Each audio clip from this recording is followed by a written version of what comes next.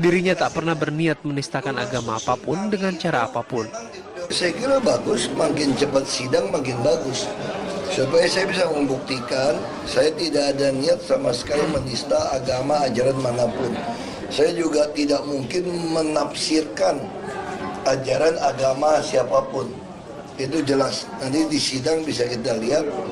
Saya tidak mungkin menafsirkan ajaran orang lain, apalagi menghina. Orang keluarga besar saya banyak yang muslim, bagaimana mungkin saya menghina keluarga saya. Basuki Cahayapurnama ditetapkan sebagai tersangka dalam kasus penistaan agama. Kasus ini mencuat setelah cuplikan video Ahok saat berpidato di Kepulauan Seribu beberapa waktu lalu menyebar luas. Ahok dinilai menistakan agama dengan menyinggung surat Al-Maidah ayat 51 di depan sejumlah masyarakat Kepulauan Seribu.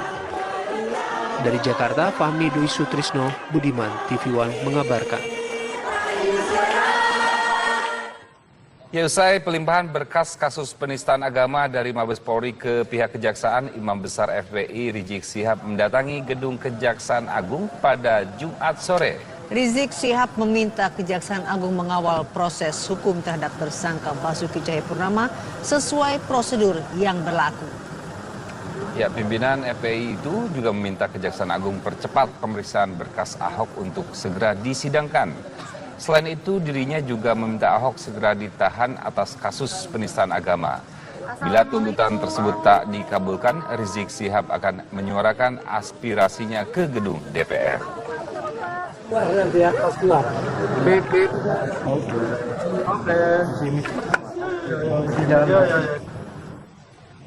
Lalu apa saja yang disampaikan Rizik Syihab setelah mendatangi gedung Kejaksaan Agung? Informasinya akan disampaikan oleh Paramita Dewi. Silakan Paramita Dewi. Ya baik, Ketua Front Pembela Islam Habib Rizik sudah keluar dari Jampidum yang dimana ia tadi sudah tiba di gedung Kejaksaan Agung, tepatnya di Jampidum sekitar pukul 15 waktu Indonesia bagian Barat. Ia datang bersama rekan-rekan Front Pembela Islam lainnya untuk mengawal kasus ini hingga nanti sampai ke pengadilan. Yang dimana tadi ia juga tadi bertemu dengan Jampidum yaitu Nur Rahmat, yang dimana ia meminta kepada pihak Jampidum dan menyampaikan beberapa poin, yaitu poin pertama, mereka berharap agar terhadap penanganan kasus perkara Ahok harus langsung disegerakan hingga naik ke P21. Lalu poin kedua, perkara ini segera dilimpahkan ke pengadilan, dan poin ketiga yaitu supaya tersangka Ahok dilakukan segera penahanan. Karena memang menurut Ketua Front Pembela Islam tersebut, Habib Rizik, ia menyampaikan bahwa kasus ini merupakan kasus yang sudah nasional, yang dimana sudah cukup mengganggu pihak-pihak lainnya, yang dimana mereka ingin kasus ini segera selesai dan menginginkan Gubernur nonaktif DKI Jakarta Basuki Cahayapurnama untuk segera ditahan, yang dimana seperti ketahui juga tadi sekitar pukul 10 pagi sudah diserahkan pelimpahan berkas kasus penistaan agama yang dilakukan oleh Gubernur nonaktif DKI Jakarta Basuki Cahayapurnama oleh Direktur Tindak Pidana Umum Brigjen Pol Agus Andrianto sekitar pukul 10 pagi tadi, dan diterima oleh Ketua Penanganan Perkara Dugaan Penistaan Agama yaitu Direktur Oharda Ali Mukartono, yang dimana Jaksa Penuntut Umum melalui Jampidum Nur Rahmat menargetkan berkas perkara Ahok ini akan diserahkan ke pengadilan dalam kurun waktu selamat-lambatnya hingga 2 minggu ke depan, dan dimana Jampidum sendiri tidak memaparkan secara rinci apa isi dari berkas-berkas yang diserahkan dari pihak Mabes Polri tersebut, dan dimana dan ditegaskan juga berkas-berkas tersebut akan segera diproses untuk segera dapat dilimpahkan ke pengadilan. Demikian dapat kami kabarkan langsung dari Kejaksaan Agung. Kita kembalikan dulu ke Anda, Divi dan juga Sinta di studio.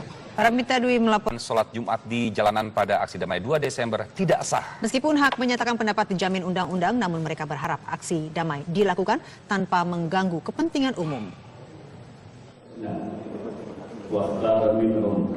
Rencana aksi damai dengan melakukan sholat Jumat di jalanan protokol ibu kota 2 Desember mendatang mendapat tanggapan dari ulama, dari lembaga serta ormas Islam.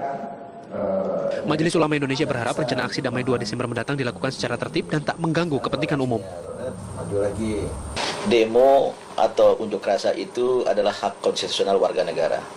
Dijamin oleh undang-undang kebebasan berserikat, berkelompok, dan mengeluarkan pendapat.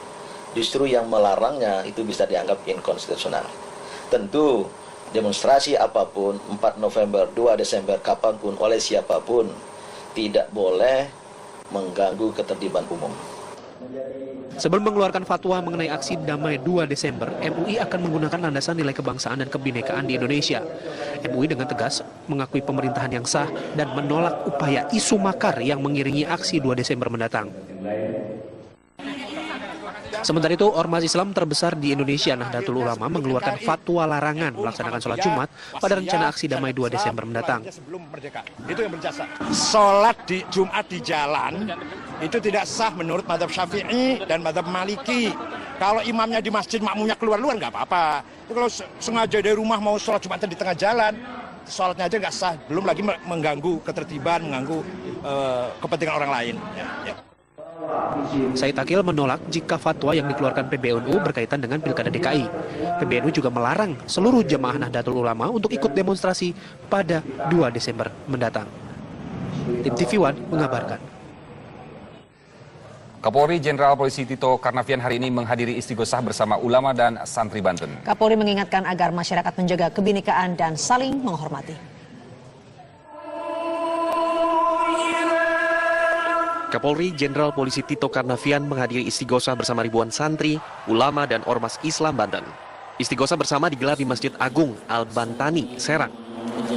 Dalam acara tersebut, Kapolri meminta masyarakat untuk menjaga kebinekaan yang ada dalam masyarakat. Kapolri menyatakan istighosah juga menjadi bagian dari silaturahmi. Silaturahmi ini sangat penting karena kita sekarang kan ada mengalami masuk dalam proses pilkada, ada polarisasi masyarakat ya, yang memang legal, keterbelahan masyarakat untuk memilih calon-calonnya, pemimpinnya. Memang itu segi positifnya, tapi bagi kita dari sudut keamanan, kalau ini tidak dikelola dengan baik ya, justru momentum pilkada ini, keterbelahan ini bisa menimbulkan potensi konflik. Kapolri juga menyatakan bahwa proses hukum terhadap Basuki Cahayapurnama tengah berjalan. Ia meminta masyarakat mempercayakan proses hukum pada aparat. Sebagai bukti bahwa Polri serius menangani kasus ini, proses penyidikan dipercepat. Bahkan hari ini berkas perkara kasus dugaan penistaan agama sudah dilempahkan pada kejaksaan. Dari Serang, Banten, Siti Ma'rufah, TV One mengabarkan. Ya, sementara itu Wakapolri Komjen Polisi Safrudin bersafari ke sejumlah pondok pesantren terkemuka di tanah air. Kedatangan Wakapolri ke Pondok Pesantren Buntet di Cirebon langsung disambut pimpinan pondok pesantren. Kunjungan yang dilakukan oleh Wakapolri Komjen Safrudin di Pondok Pesantren Buntet Kabupaten Cirebon, Jawa Barat ini sangat tertutup. Wakapolri langsung masuk ke lingkungan pondok pesantren dengan pengawalan khusus. Dalam kunjungannya, Wakapolri berpesan agar masyarakat Indonesia saling menjaga dan memperkuat negara Indonesia, jangan sampai kembali dijajah oleh sejumlah orang yang akan menghancurkan negara. Bahwa Indonesia ini sangat besar, sangat indah, diberikan oleh Allah Subhanahu wa Ta'ala kesempurnaan.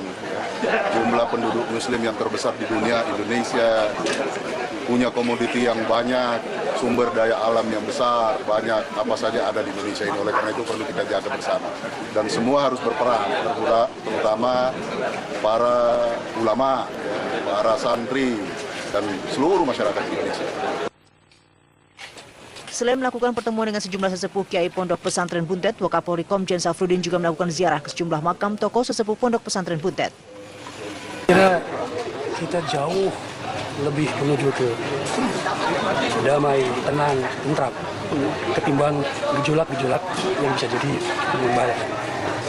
Kunjungan Wakapolri di Cirebon ini diperkirakan terkait dengan rencana aksi damai yang akan dilakukan pada tanggal 2 Desember mendatang. Dari Cirebon, Jawa Barat, Ervan Septiawan, TV One mengabarkan. Beberapa polres di sekitar ibu kota mengimbau warga untuk tidak turun dalam aksi damai 2 Desember nanti. Jika warga tidak mengindahkan imbauan, polisi akan mengeluarkan larangan. Menjelang aksi damai 2 Desember nanti, beberapa polres di sekitar ibu kota mengeluarkan imbauan. Polres Metro Depok, Jawa Barat mengimbau warga Depok untuk tidak turun dalam aksi damai 2 Desember di Jakarta. Imbauan Imbauan Polres Metro Depok tersebut bersifat anjuran. Jika imbauan tersebut tidak diikuti, Polres Depok akan mengeluarkan larangan. Ya, kami sudah menghimbau untuk tidak turun ke Jakarta atau melakukan demo tanggal 2 Desember. Namun demikian ketika himbauan memang tidak direspon dengan baik, kita tetap nanti akan melarang.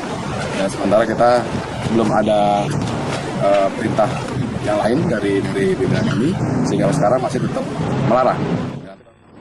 Untuk mengantisipasi pergerakan massa, Polres Metro Depok dibantu TNI melakukan penjagaan di sejumlah titik perbatasan Depok-Jakarta.